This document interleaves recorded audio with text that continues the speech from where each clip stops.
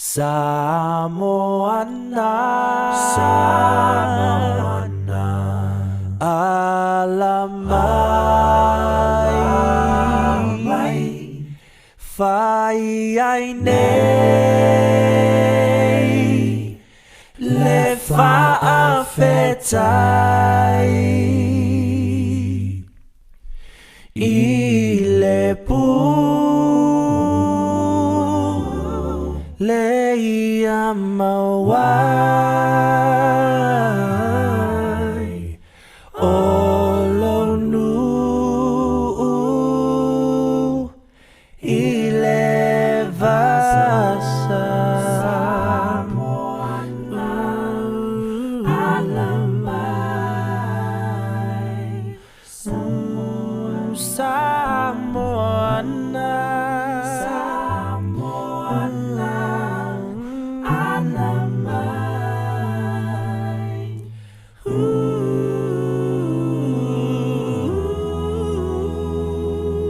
Wat voor het paangal dat de proclama the word at work Tulafono Samoa o pa ia mo sai de to tau fa Matāupu ina o lava le tu trofi me lava ta saua sai pa ia fala rupo me ngoto foi le la Tulafono Samoa Tulafono foi finga malo Samoa lua nga tai leo malo lo toi fale ia fianga mala fanga pulenga matai fa me lava to fie le tu Samoa pule matai Fawa pelo to favor eta ua ma nga fatalavat foi pa yo la finga venga le tua o yo lo talafa auto pe fa fal tu ia fe lava I tu lo langi ia ele tu la fo ina lava o to tato mai le tua fa pe fo tape mal salau tama fa na wa Samoa I le tu lo langi ma le tu lo langi fe lava o ia talo ia lo fa le tu ma le fa to wi fo manuia wa me moni lava fe lava tato tape e Samoa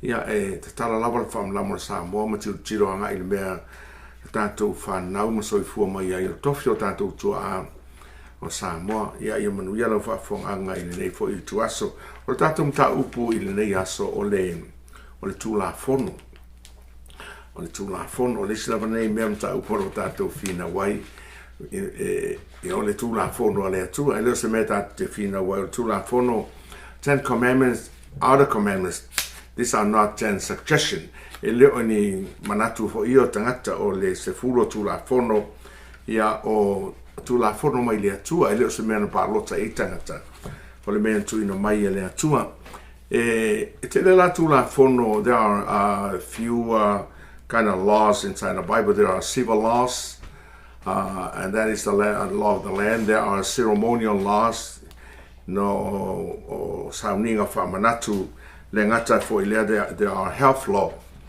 Yeah, but today I like to share with you what we call moral law, the 10 commandments o le sefurua Tulafono into ina mai le tu no Israelu ina ia lato to sema lato sabri ai fe mai ia mo se Tulafono nei ele tu ina mai o tanto o ngata mata luai fato atu ina mai na ua o ese ia Israelu mai ko pito mana tu o fasala to sanga le tu ina mai Tulafono sa so I fu tangata I le fatu tua mai lava ia pero amo ele iola lato Tulafono after atu ina mai Tulafono pe la talana mo se ile tu sinata cheno me se fulu pa na fo e soto o Tulafono nei fato atu mai ai lato ele tu ina mai la unga tamau tu na yatsu so ya ngala tatu mafofo nei le tatu tala no tu ia la isi Tulafono ai tatu tata no Tulafono le ta o Tulafono e se fulu o Tulafono fo ia se fulu ta wa is one long e me fa la fe mai ia ko po lu fa se fulu Sauli Leasaū ya o asoritas even if you keep the rest if you fail in one you just fail the whole law so me fa la nai tatu tam fo ia pon tatu tele tau fa pito fo Tulafono tas ia Tulafono umalava perano fo ia tu ai tau sia fo isi Tulafono ai le tau sia Tulafono ia e sol Tulafono boy ile Ioane mo fa sumra fitu fai mai le Ioane le evangelia Ioane mo fa sumra fitu wan tu ina mai mose le Tulafono au le lofa tu no mane me moni mai Yesu Keristo la valea. The law was given to Moses and grace and the truth was given was given to Jesus. There's a little different. The law was handed up to Moses, and Moses handed up to the nation of Israel. But grace and the truth was not given to anybody. It was given to Jesus Christ. But Jesus came. He is the grace of God, and He is the truth.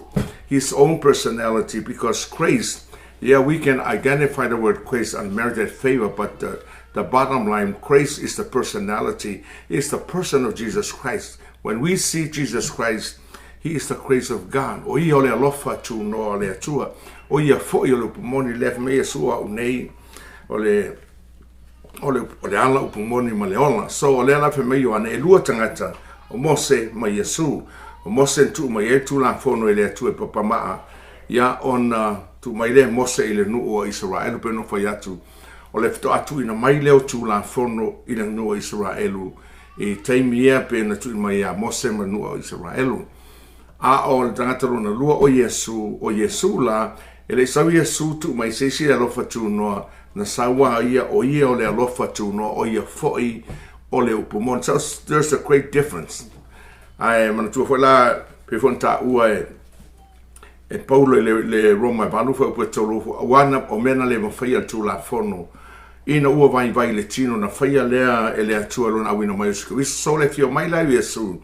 Sawela vea I tātou I le whaasalanga o le Tulafono. Tātou te iloa. Ele lava se Tulafono ele aiso na whaasalanga. Pelan o whai atu o le Tulafono. E wina se fulu Tulafono. Fe mai a kopo e lua whai upe se fulu. A whai te soria le tas. Ia ua e soria umalava. The law is good.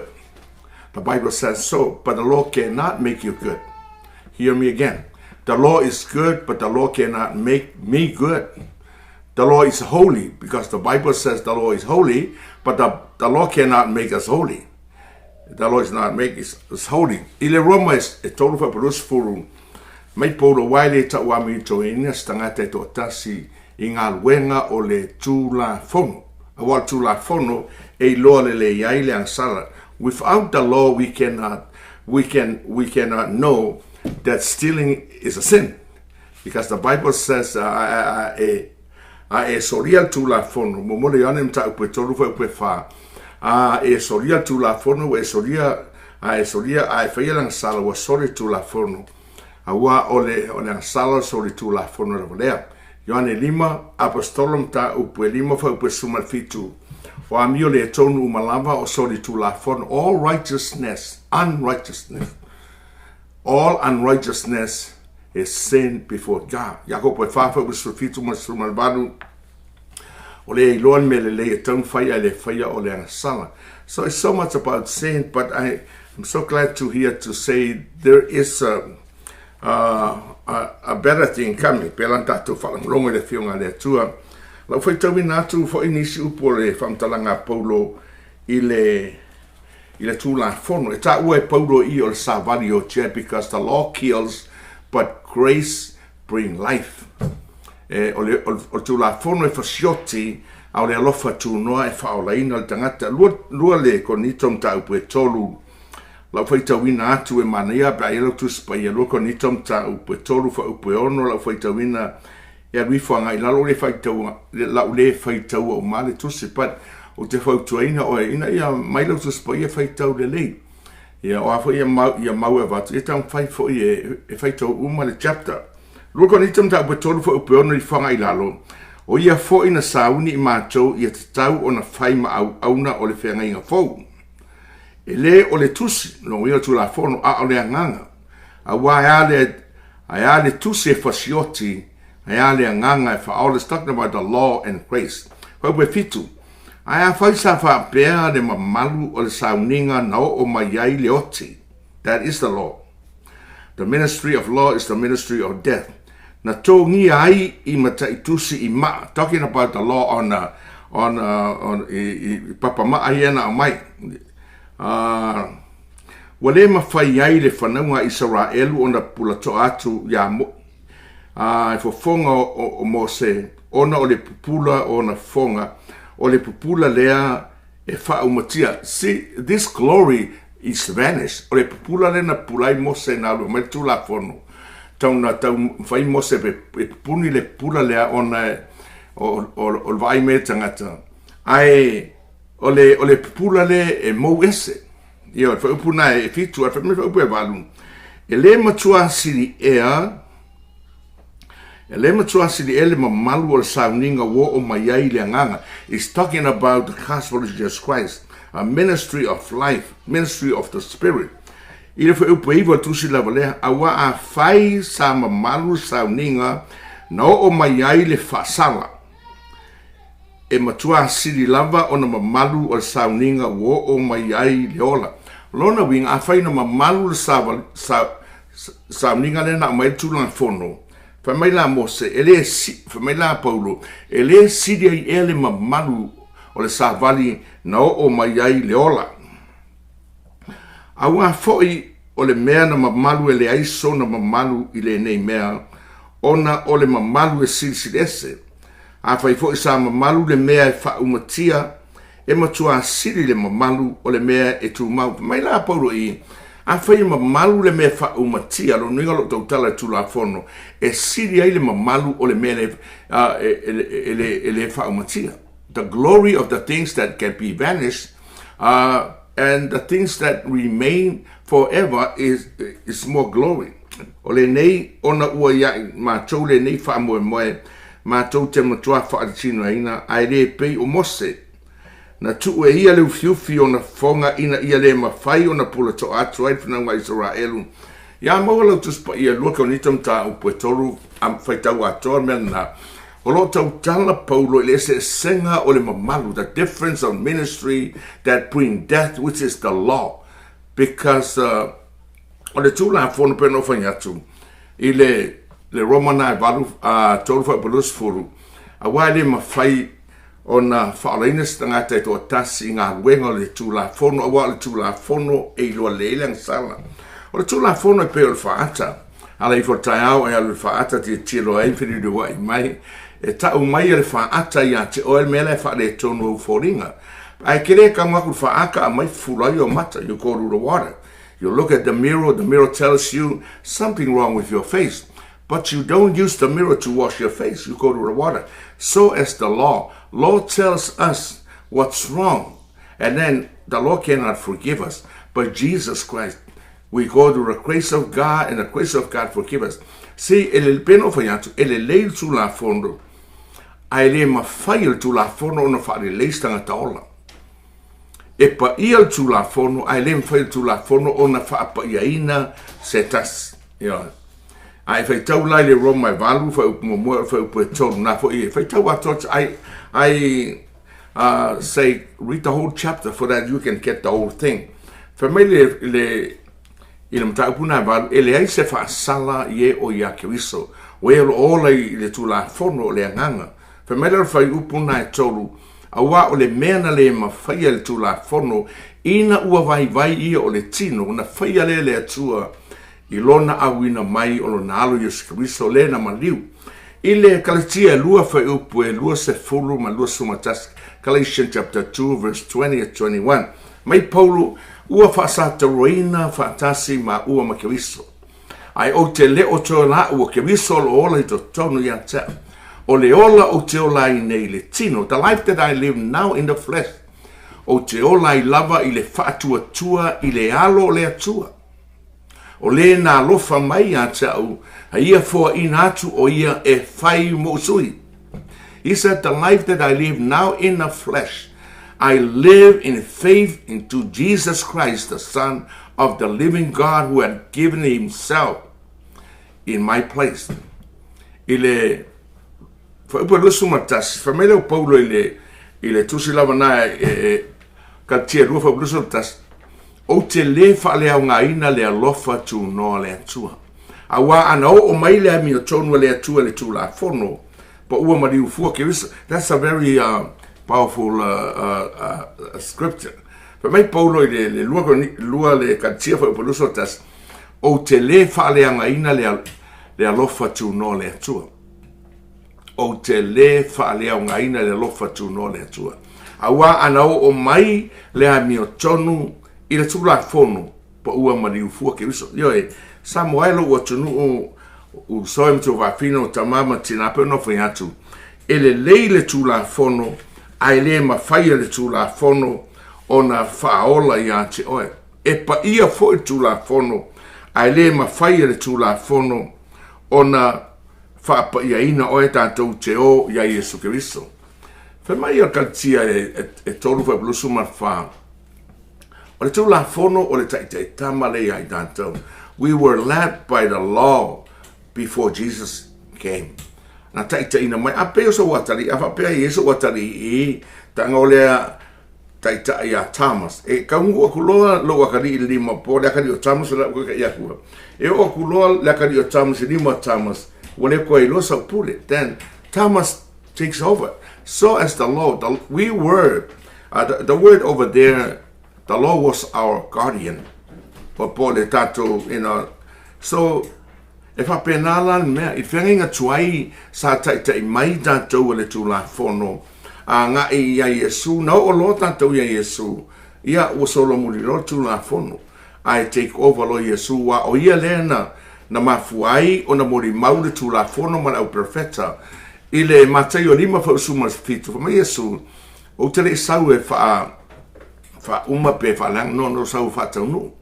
O tu singa la tu se tu la fono na te loa che rese tau la te nome a toma ma tu singa la perfetta na fa sino ia Iesu ina o tau mai la Iesu le ala o tau ne Iesu pe on tatu ia pe no fa atu o tatu ia nei ile tau unga o le tu la fono o Iesu ke viso lo tatu lava faula tanga. So mai au soe I nei lava tai au fōpo fia fo I le taimi o ai peno fai atu. O le tulafono peno tātou vav ai atu iai. E leo se meleanga. Na ala na mau tulafono, na au mai le alofa o le atua e pui ai tātou. O te leo fai atu fo I lau leo ngā tulafono. Pe fo na tu istangata, ne ai. Ala no fai atu o la ea o ngā le tulafono. Langa o le ae e la unga, awal ngaoi, awal pelo, awal murilua, awal faitanga, pe whala no whai atu. E se fulu ia tulafono. Au whai nei na tatu tau sio reisi, ai kula whai reisi, pe lango whai. E sori lo al tulafono, e kasi o sori uma o tulafono, o le talal na a Jacob, ai faitau le tusi na Jacob o lua fai upo, fai me fai upo ivo re Jacob na, a fai fo I te fai longa tangata. Wa nga sala fo oe. No, I fai fai puna se fo fai me Jacob a fai e kausia kula fonga uma e iwa ake soria kasi, wa nga sala uma. So, o le mea lea, na fio mai Iesu, na te ave ese tātou le whaafanonga o le tulafono.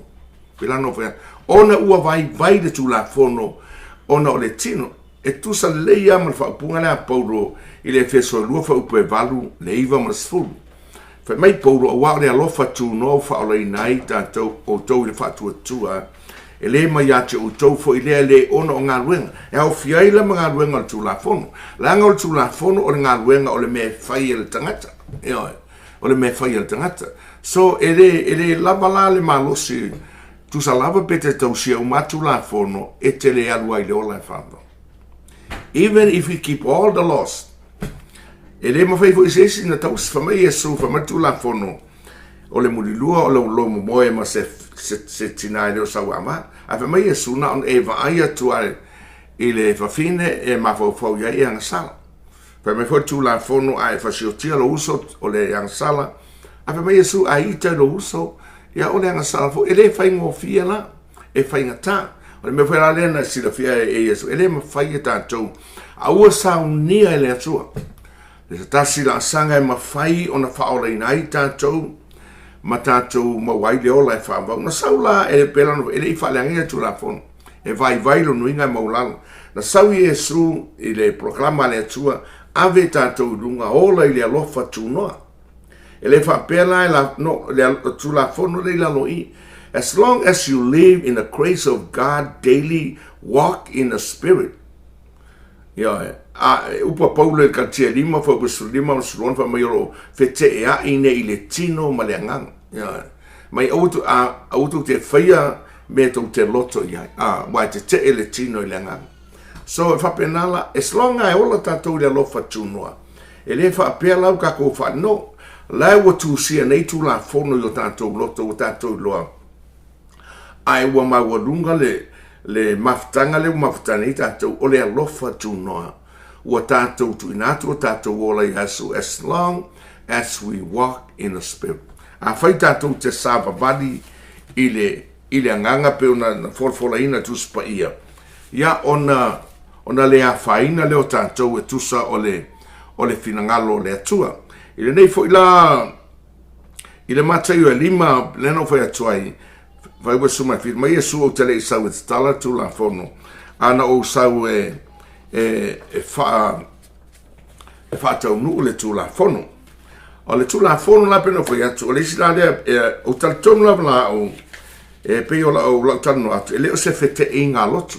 Nes wa pe bona foi atu so se meka ko kio iai tatou telefi ngau le fionga le atua.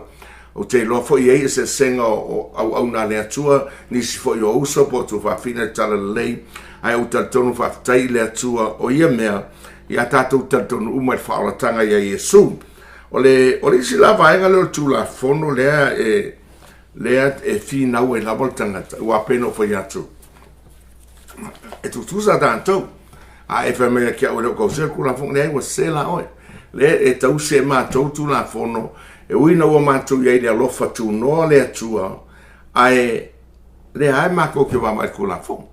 Wa ien manatu na o istanga tau se pe Tulafono te pe an me fo le nga laku paulo oi Antioka o la e fai disa o vanga peri ko me ka mai paulo peri tome pele peri tome a e taria Iesu o le atari o le atua. E tau mawhai ai utaia e toso mai le Tulafono le ngato o Tulafono o Mose Matelo Tulafono. A kai whapenga le nganga o le mea lea. O le sila Tulafono lea pe o le fina ue lava tātou o le Sapati. Pe a mea te ro fo i wau te loa e o uso sfitolo o tu mo lea. Ia ae le se mo iai. Tātou tala noa pea i le Matāupu o le Sapati. Mua le Sapati. O le winga lup Sapati o le malolo. Ia e na o ma fal tangata o lana me mua foi o malolo. Fai tangata le sono ia malolo. Malolo ke le lopa la me o malolo i le inga luenga fai. Fa pega foi le atua na malolo. Ai le inga luenga fai. Ai o le atua la vai. E tele me tatu tele mam la mai le fionga le atua. O le Sapati la ia na pe no fai atu. Isi lava keimi ua peo le what's o tele o tapua i la sa. Let me make this straight. I'm not worshiping on Sunday. Because there is no Sunday, there's no word Sunday in the Bible. Ia tau fi mai la o tapua i la sumomua. Ai tapua i iso usa la sfitu. Ma nei le tatanoanga ua pese i. O le sala vale fe ku i mai kapua i le la. Ia le se mo ia se ke kere angi kau ewe. A le la tano atu. A mata tatanoanga. E le o ke le o kapua i la sa. Le o tapua i la sumomua. Langa e le aise upua society kuspaia. O ka le na le what we call solar calendar. Pe ka ufo Gregorian calendar. I think it was found 1580, something like that. Anyway, and we gonna o la tala so fai tau mai lai o la sumo mua so lua tolu a sono a sofitu ya ole asola le Sapati o te lo le asole sili ona fina wai to te le tatou pelu o le e ui lawa Tulafono umaia e lawa e fina wai tatou ia ai pe o le Sapati lava lea e fina wai le to te lo tatou ia po nisi fo o tatou uso o lo tala noa mai ia i tatou e tusa o le Sapati. A o le Sapati e le o se mea wha pea na mai nei o le vaenga o le Tulafono.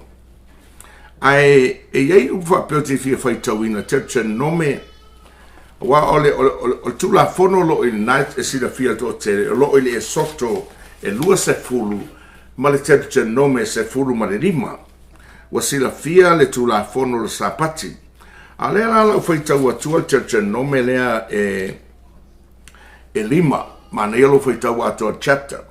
Ai whanangolo mai fai ua su lima lea la fai tau atua. Whapea. Ia e mana tua foi, na fai oe ma au auna ile nuu ai kupito. Awa au maia oe Iova lo atua ai lea mea ile au malosi, mane au whaaloa loa. O le mea lea ua poloa i mai ai Iova lo atua ia te oe e te whaia lea Sapati. This was written to siale nei mea mo le nuu Israel. Ia whaafonga lau toi whai tau atua. Ia manino lau whaafonga lea lau toi whai atua ke te nome lima whaubasunga lima e whai tau chapter atoa. Ia e mana tua foi na whai oe ma au auna i le nuu ai kopito. Awa au maia o Iova oe e Iova lo atua ai le ao malosi ma le ao whaaloloa. O le mea lea ua poloa i mai ai Iova lo atua ia te oe e te whaia lea Sapati. So le ai manino, o lo whetalai anga i le nuu Israel. Whai mai mo se, o le mea leo whetalai mei Iova i e mana tua na whai oe ma au auna pe whai oe ma polonga i le nuu Israel. Mea lei e mana tua e tausi. E tei lola, e lei polonga o tua ai i kupito, e lei polonga. E lei polonga fo i lo uta mama lo tina i kupito. O le whaatonunga lea, o le whaatonunga mo e na nofu polonga i kupito a o iai Israel rona winga e whaapitoa mo Israel la vaia. Le ngata le Tulafono a le Tulafono la Sapati. O le fesiri la usui Sapati o le tala lea, e le isui la Sapati. E le isui la Sapati le fa iu ke wawa ayo ka usu e lawa se siri pe iai se foi upe ka umai usui Sapati. A le a fau ke fia siri aku. I le fesiri ale tas pe iai se ua maua se maudus pa ia. Usui Sapati o lo wata tununga e le isui la Sapati. E o mai ala sonei o le Sapati ala sofitu o le whengainga e whaavavau a le atua malona nuu o Isa Raelu. La foi tua le mau lea e mana i foi le lo whaafonga mai ai. O le soton ta upe tosu tasi e maa ngai o ke roa lava e tele ni mau ai. O tele tam foi e finau, e le taun tatou finau. A mausa o teimi fai tau le soto e tosu matasi fai upe se fulu ma le lua ni whangai nalo. Whetalai mai fo Iova ia mose whapea mai. Ia e whai atu e whananga Israelu i whapea atu ai. Tau te tausi lava i o Sapati a wā o le whaailonga lea i a tau ma o tau. E o ia o tau tupulanga a muni ina i ailo ai o a unei o Iova o le whaapa i aina o tau. I o tau tausi Sapati a wā e pa i a lava i a te o tau. O lena te solia ia fasiotia, lava o ia. A wā aise e tasi e whai aise ngā luenga e wawai e seina lea ilo na nu. E ono aso e whai ai ngā luenga a o Sapati o la sofitu. Lea ia Iova e malolo ai e pa ia aise e tasi e whai aise ngā luenga i la Sapati e fasiotia lava. E le ngata le Sapati o tolo. Ai ai le whaasalanga o le Sapati. O whaasalanga o le Sapati o le whasioti o le tangata. O kere whaalunga o whasioti ngā ksa moe i le mea lea. Wa mea mo ia po oe wha le tausi Sapati. Nā e te solia o le Sapati. Nā e te solia. La whai tauina atu i le. E soto le to lima. E nai whai upu. O leo tate le finau ai. Langa o le te tanoman. I le whataoto e tolu lima whau momoa whau potolo. Un whapoto mai ai lea e mose. O le whapotonga umar whanaunga Israel ua whai atu ia i la tau. O mea nei ua polo ai mai ai Iova ia whaia. E ono aso e whai ai ngā ruenga a o le aso fitu e pa ia lea ia te o tau. O le Sapati e malolo ai a Iova. Ai se e whai ngā ruenga ai o ia e whasioti lava ia. Aua nei mua ai se afi so utou whale. I le Sapati, sa le mua le afi. Ai elo tatanunga, ia o ele tau Sapati, na ai mua le afi. Wa o te lofo i lai wha le tonu isi. Wha mai isi e kuka me ai las whaleile, a wha mawanga las konga. Ai wha mai isi e kuka pe las whaleile, ai marulu i las tona, ke le rola po fea. A whai o mua se whale lo, se afi lo whale, o e soria Sapati. Po se ira, o le afi mea, o e soria Sapati. po whamawhangwhanga so wai ka ele wa e soria Sapati. A whai fo yo ki lau ka vale, that's fire, wa e soria Sapati. Whamatu spai a maua stangata u whaiale mea whasioki. O le Sapatinga po Sapati e re kaungo I whafo. There is a walk, what we call walk on the Sabbath. Ai whai tau le mo ngā renga whai upoe se furu masumatas. Ina uma si tia Yesu o na fo'i leo lau so I le Yerusalem mai le maunga o liwe whai mai o le Savalinga o le Sapati. Savalinga Sapati pe apa pe saolo ma fautusa e tolu afe futu le mamau. Awasa ne ia ufewa. Wa fewa ia salo po o isi pasi o isi ka vale felele isi valele o isi su fala inga la sole ka o Sapaki. E ai ko kelo. Ila Tulafono ai a mo tanga fa pe. Ka unga ve fasiok. Eu quero falar o fasiok Samoa. O e fewa I o sori Sapaki o pelango vai aku. Ile tulanga le. Ele fai mo fi. Na ile numela se fulu marima. Foi ba tosu lua, fa mai le tosu lua numero sulima foi tosu lua di fangelano. Mai sai le vao le fana wa Israel. Yo. Na lato ma wa tanga to foi seu le Sapati. Na ole tanga mai ave a Mose. Ele ava ko le Mose fa shok na ku e Mose marona. O ka fa le tonu foi manatu arona Mose. Ave mai le tua Mose marona. Ave fe kongima. Ave fe kongima. Ko kero. Nga fa kongi ai ma fa shok yo o la visiti la le pe fa yatu a fai wa fe me ke ko sia Sapati a fe o ye fa salang o Sapati fe o ye fa o le alko me fai pe so Sapati o ke lo a nga e ke la fo o ko so Sapati yo fe o la fa ya istanga ai la le o so ye Sapati Samuel o tino mo ele ko Sapati fa ta istanga o mawhai ona tausia ia I vi ia le koe loa e mawhai inga ar ko kele lava ia ngā pengo ia la si sila mai le atua la e tau te soli Sapati pe ona whai atu ia o le Tulafono Sapati pe ona whai atu e whasiokinga that's no question God said to Moses take him outside and stone him to death ia o langa o whatanunga nā le atua e sa o nga muse afi lo fale po le ali ko inga afi lo winga amaruru ya ngofo pe va penga o kia heater once you turn on that heater it's going to be fire yeah so kele rola polalo mak it's not about what you think how you think it's about what the word of God I'm sharing you what the word of God has said about the word of Sabbath. Sabbath means rest malo lo le yeah ele mbai foi mako fa ko Sapaki nge ia langa ele malolo maku la feo solo langa lu but the thought is to e malolo e ka pua ile to tanto so Sapaki la pen of ya tu e ia yon Tulafono o te talo ile tu to sia una e launga le upor Sapati ai pen of ya ku a like so ria Sapaki pen of ya o le unga so stangata so Tulafono o le fetongi ma o Sapati la mo Tulafono mai le ngoto le lai le sono e tau le ngoto le lai le sofitu ia pela no fa ya tu le manino I tu spaia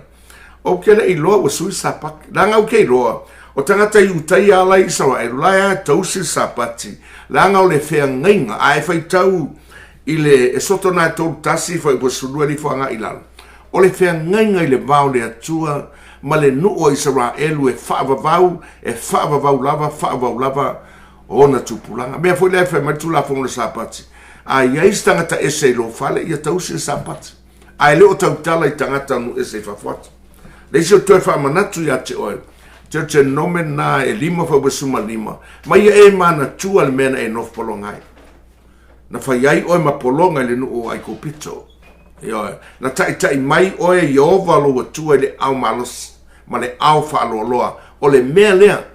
That's why God had commanded the nation of Israel to keep the Sabbath in memory. O Sapaki la o le fusi, it is a seal o le whengainga le atua ma Israel.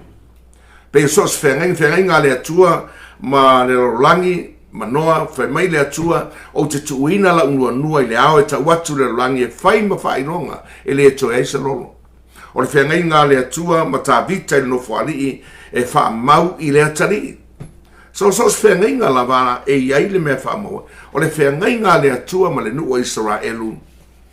I le tulafono o le Sapati. E tausi la Israelu Sapati. E mana tuai le mea na nofo polonga mai ai o e kupito. Le mea na whaasaolota mai ai le atua. E mana tuai e tupulanga amuri. Nei ma amuri o Israelu. Le mea na whaia e le atua. I lo lato malopo o lo lato no. Au soe. E ala no le tausia. E le i polonga ni o tuai ai kupito.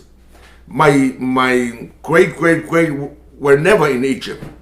So I was not commanded to keep that. If the city maila, I say no.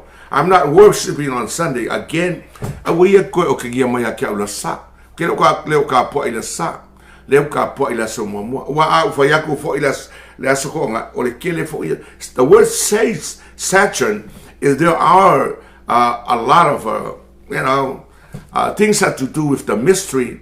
And that mystery will be revealed on as you were. The word Saturnia is the original name of the city of 7 years, which is Rome. Eke loa it's a leo made upunga o lava o lesko ngai fo ia. So awala ka kango ingo aso ia.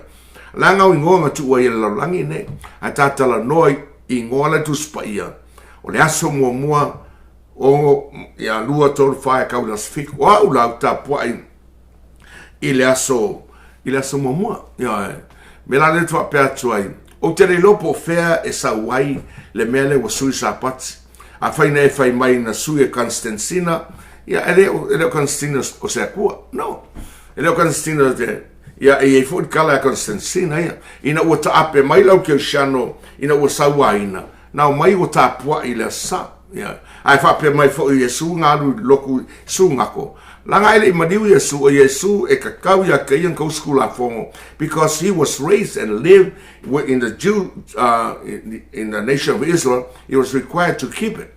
Nalu fo ila sungako alu eta uyai le message fo there.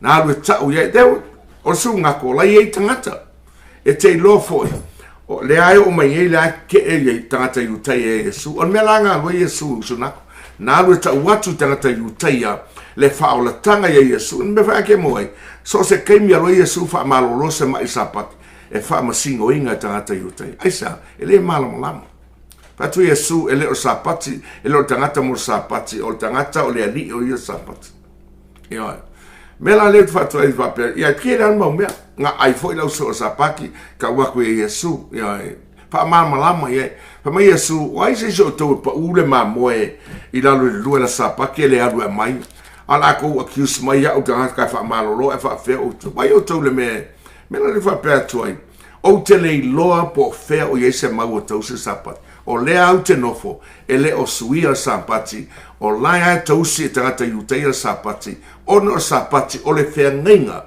a le atua matangata Israelu e o i le whaavavau. Langa o et kua fo ia uia ka ka es no pero vea. O le au tautala ia I'm not speaking for a denomination.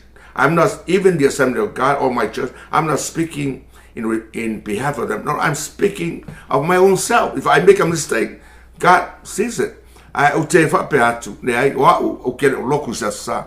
Au ia ko fai mai o mako ka po i le la fa mone le ai matou te le ta po i le la mako ka po i le so mo e mo mako ka po i ngai lang so ai vi ia le atu tau nei a lofa le atu o ia ka ko fi ngau ngai mea ia a fai fo ko mandi ka po i le skonga ia vi ia le atu a le na ne e fa pe o lo ta po i pong sa o le mafu anga ka po ia ui le sa el mafuanga ya ka ele ka po ya uia yo along ka po ile sa langa in fact also uma ka po ile tu aka ko finga nge me also mai polo also ma kai me le nga ta tu aka ko ka po ile tu ia fa manuia le tu ele ta po inga samo piano vent a se upo tangata ia se a le upo le tu e sa o le upo le tu a fai fo ile Sapati e pengo fa ko Sapati e ka ul ku spaia o le ngoto le lai le sono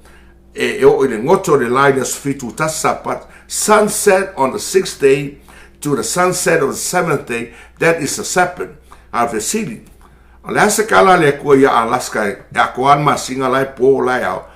Ia, le ase kala le kua ia Alaska e kodu ava yaso o lai po diuri.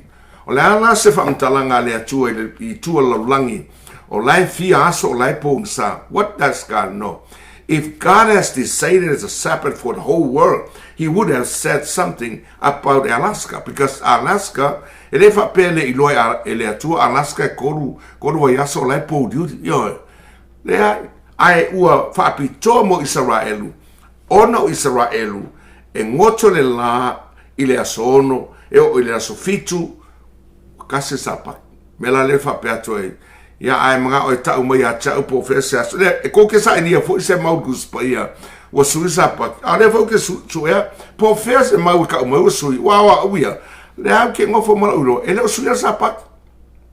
Ai aru Israelu. La ata po tanga te utea Sapati. Aisa, la ngau le whea ngai ngā utea a Israelu ma le atua e whaavavau moona tupulanga amori. E le o whaia moa, o tau sao atua e le o whaia moa. Ka iro la isi o vaenga ia loku le samua moa. Awa awa ia, le aia le o whaia moa. Uleanga e le i polonga nyo ukua a. I o i aikopito.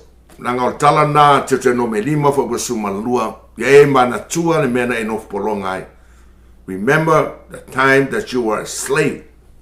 A mai ia e kausi Sapati e ke whaamanga kwai whea ngai ngā whaia le tua.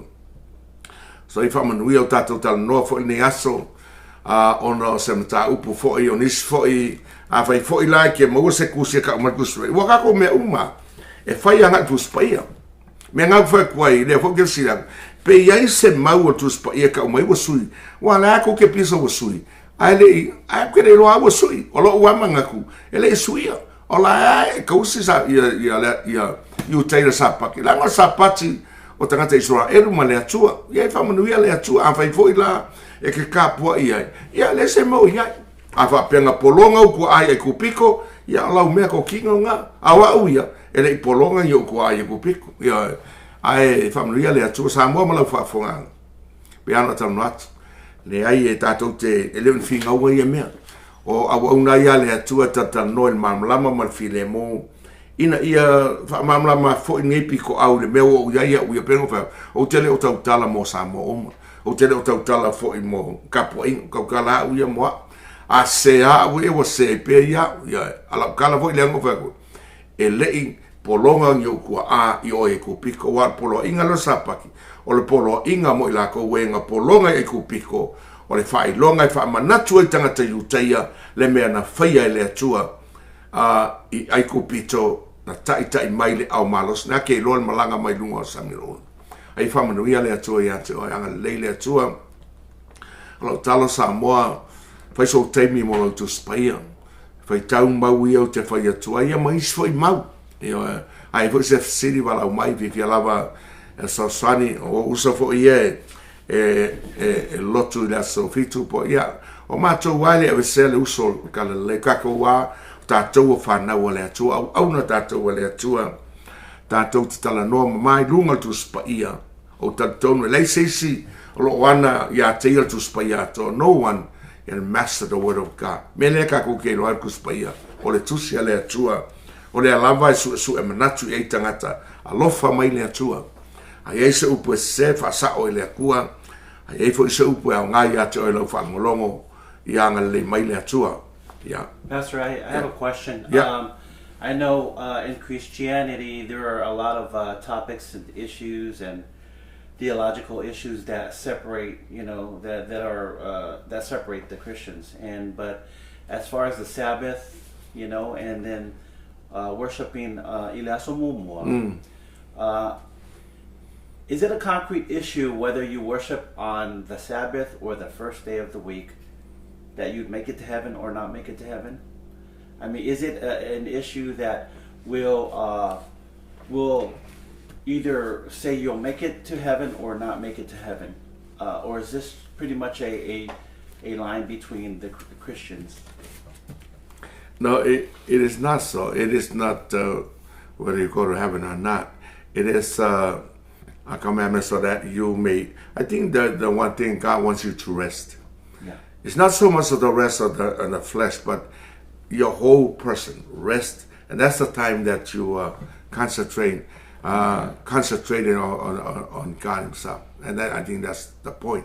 Pengo fa yaku ele malo lo le atua wa le nga ngai fai. Pe fo nga le atua le vai vai matua fo mai sai e luas fast food fo bolu football. E te le lo te le fa longa o le atua o le vai. O yo vole na fa tu ringa lo langi ele vai o ele tingai. Ele masu ina fo ilo na mafo. Na te ava tual malosi e o vai. O e foi ulese malosi na te fatu tele ya te lanto. Vai ma tinga inga tam matua tau lea fo e pa u lava i lanto. A o e fatantari ai ova. To e fa fo wina lato malos. Lato si aia pa au pe yo anto. Lato te mo ai le vai. Sa vari ale tinga. So we are serving a powerful God. O le winga la Sapati fai lo mai le tu tato maloro. Ave se aso tato te fa pitoa mo le atu e au ina. Pe falana o le fea ngainga le i o le fea ngainga a le atua ma lu o le atua ina ia. Lango usala o le fai nga kao le ngu le. Yeah, but that's how I would say. It's not it e fa pe ka la e alwa i lola fa ma. No. O lo walwa i lola fa ma ma lo karia Yesu. Ai pe fa pikoa o ma se kaimi ke concentrate very precisely. Okay. Honor for God, which I like that too. And vai foi on the ua le aso le ya wa ia la ngala. O Sapati pa fai ka ko ke malolo le au ko fai se mea tatu tapua i le tua. That's right. Any other question? Then it's my understanding that whether I worship on one day or the other, that doesn't determine whether or not I'll make heaven. But then the other thing is, in my belief or in my studies, like you said, ola sapati mo le tangata utaya, right? And so because we are not the ones who had come out of Egypt, it's right. We haven't gone through the torment that they went through. Right. And so I just wanted to confirm that that's what you were saying, is that the Sabbath is for the Jews, but if you decide to worship on the Sabbath and to abide by all the sabbatical laws, then that's your decision, right? Right. So, okay, so I... E pule a oia avie ka puai fo i le sofitu. Wa pengo pe aku o kaku o ngeo le somomo mo le sfiku wa ai fie ka puai le sfiku, that's okay. In fact, peo ka la paulo aso ma tau ele o ngata poringa ka puai ia souma. O le whaoreino le tangata ele suia ala ia Yesu. Ka lia Yesu fai mwhaola. A le o langa so i fualanga ia fai pea se i o ina ioti. And then you mentioned the Gregorian calendar. Yeah, you're right. I think it was, what year did you say? 1582. 1582, yeah. And it was named for Pope Gregory the 13th, Pope Gregory, right? Yeah, and so, the calendar is Gregory. So that's something I also wanted to just talk a little bit about, is that it's a man-made thing, the calendar, right? But the Bible goes by the first day, the second day, the seventh day, and so forth. Right. And so to no name, right? And so we as man had put a name to the days, right? Right. Okay, so I wanted to understand that as well. Okay. Yeah, and also 400 years before the law, there was no law. Abraham worshipped God without law, and they were father breakers. So mera benai tatu ma Tulafono whakaao o mai o Tulafono Israel. Pasala ko sang kalwele yo mai Tulafono ang ola pea tangata ile fatu e folinga mai e fapengan mele ka ke ta te ola il fatu tua o fengia tuai no va ai mai anga i ruma sa taulo Yesu ta to va ai anga i tua o sa taulo la Yesu to ngale muna ta to faula tanga na la to va ai pele upu Yesu amu ye va ai mai falong why to telling if you why so their faith was in Jesus. Mela luinga tala Yesu na sau fatau no le Tulafono. O mea umata no ya tei tau no le ateo. Wa o ya to ya Tulafono. So ne la so mata no inga le ile fakapula aka ku kapoinga. E kapo ya o ya so umai o Sapati le so na tuina mai ya Israelu ina ia lato fa pitoe fa manatuai ya lato le aso na fasa loto ina mai ai o ia kupito fa maluina ela se mena eu fa tatou peno fa yatu e wa ka ke lope o le asofiku po wale ese ka lenga ke mi o le ku o le ku ia o le asofitu le ka wenga le tu o le ason na umainga wenga le tu e ka ko ke le lo po le so mo po le so lua I ka lenga le no peno va to ka lenga le ka o kwa ke Korean calendar nga ko a 1582 a le la malaka ke wenge e ka ua sola calendar e isi nga ai e la mai ngoia ia o ingoa ia o asonga fua ma ia ke la o ingoa ia asonga fua o flaskonga e ko fua mo nga winga langa o asola ke lo nga kan ka po I la a mata mai ai o tu papelongia ka po sau elengi e manku o me ai papelongia wa mai ai alu fo I me ngu ia ngo ai polo o meanga ka e o fo I elengi ke le ka po I la ma fa finge ma ia kupua so ale meanga o ke va sa o le menga o ke lo ngakan ka pua I la I la aso ya e va ku le foi la o Sunday ya wa ka wa ya ka pua I la au so ya ka iro disa wa ngale ka pua I aso awa u ya le ka pua I aso mo ke lo ka pua I la ke le ka pua I le to so fua pe o punga paulo mai paulo le ngaluenga I su lua I mean ngaluenga su fitu pa lu su lua I fangelo mai o tau tanti atina ia o tau o lolo tau mai le ngai o tau tapoinga a wana o yane ya o tau me pa ia o vai ia fatale upu vape mo le atua ele ilo a mai paulo ke lo le ku le ke uma so I know whom I'm serving and I'm worshiping the God of Abraham a ona fo ia Yesu a misera pa ia mai paulo o le atua le ke ngai ia o le ku fo ile o ke fa me so thank God, you know, kako finga wa nge mea al me sini ta wo so vai au mo tu va fina vai au ma tangata lotu tatou tangata o le atua tala no fia ka ngoa malama me sini ta wo ya tau o lo tatou yo fatas o Yesu o ia o le faola na fio mai o ia e faola inga Samoa ina ia tele Samoa lan lo wasa fo ne ele tu fo le nei pro kamalu e au noa lo wala watu ia te o. Wa lata le fio mai o Yesu. Wa lata le fio mai Yesu. E moni wa lewa na e whalonga e peo talais. Fa mai ngaka wa fiu fo I whakat. O ka renga ngā tangata, ai whakat iei umpe o ka renga lea. Lea fo la wa umaku ia setema leo sau oktob. Al ka renga lea tu ai whaitau le lua pe telu mtau pe tolu e ke wa aia inga mai fau pe fiku. Fa mai lea ia pe telu o le tasi le aso e tusa ma le afe tau sang. Fa mele fo po iwa lupe tenta po tole le fatu ai mai le li I peo le na peo manatu eise peo na folfolaina. Au fatu ai mai le li mo o ele ava noa te salamoa. A tonu le afio mai Yesu ana nafi. Au fatali ne asa a tonu lo waso nei. E te fapeato Yesu afio mai e tonu taria o e fai mo wari imfao. Mena walaina e le afio mai Yesu.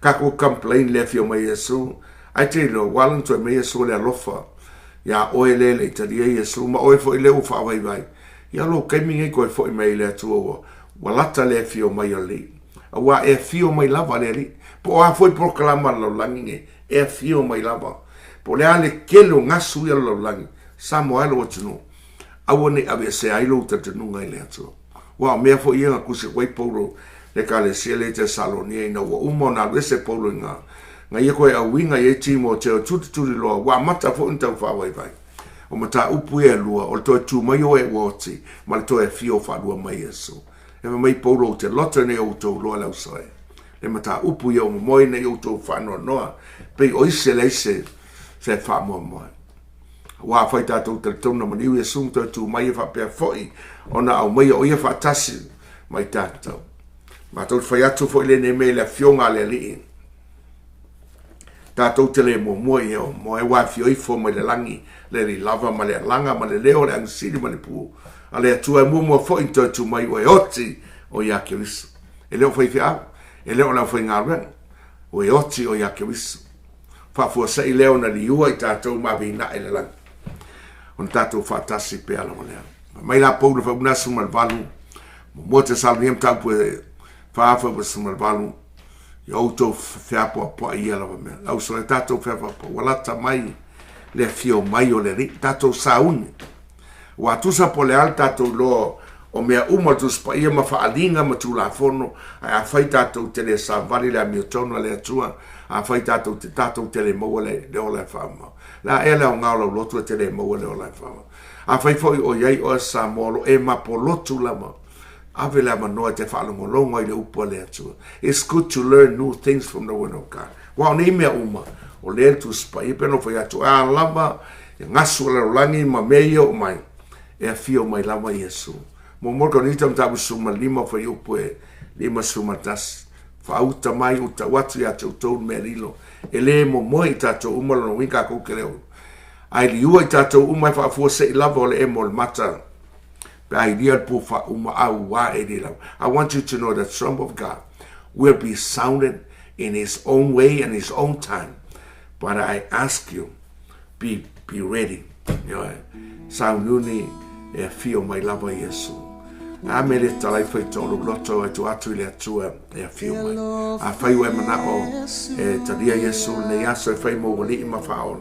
Pe ano fai atele tu ua dat proklama elua. Vatu le avanoa e te whape atua Yesu a urene. Roma e se furu whai upeiva, marau se furu. Mai Paulo, a whai e tau tino lo mutu le rio Yesu. Ta tonu lo loto tu e whatuina mai oia le atua na i e mot, e whaola i nai oi. Roma se furu, a wao le loto e te tonu ai o mai le amia tonu. A le mutu e tau tino ai ola mai, o mai e ola e whaola. A whai e tau tonu o Yesu, na fio mai, maniu, tanu mia to tu ina ia ola oe. Lo asone. Na me te le whapea toi pastor. Talatu lo roto ia Yesu. Whapea ti Yesu. A fio mai. Le mea lena fio mai Yesu Samoa. Ia whaola ina Samoa i le ola e whaola. So seis. Ele saumo tangata mito. Saumo tangata na sala pe o oe ma. Ina ia whaola. Ina la whaitata. Lea tuai. O te wala watu lo langi pa. Fai mamori mau le langi ma le langi. Wawa e sila fia so Samoa no whafona. Fea lava o whafona mai ai. Ma sila mai ai Samoa la tuspaya. Lea tuai. Pe yaona tano hatu. Ele o au. Na o se au na. Na o se ave meri lea tuai. Ai o te au pe o na langaina lea tuai. Nei aso maso uma. Alofa mai lea tuai. Talia mai se nganga fiola awa o le melena e awina mai e Yesu lo walo e tata. Saulea lo walo e sa ili ma faola o lena le. Ai mai se o Samoa ia tele ni Samoa e faole. So sani fo ilo matu tenua Samoa. Ave ese le mapolotu, ave ese fo il manatu fapito, ai e tatala o lato loto. Ia te oelo matu o tuae.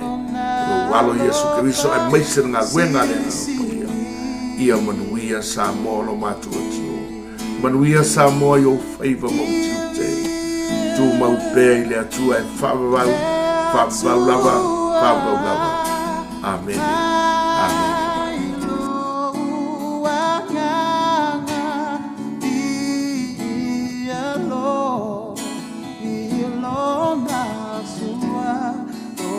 Sua fapaia, sua fapaia.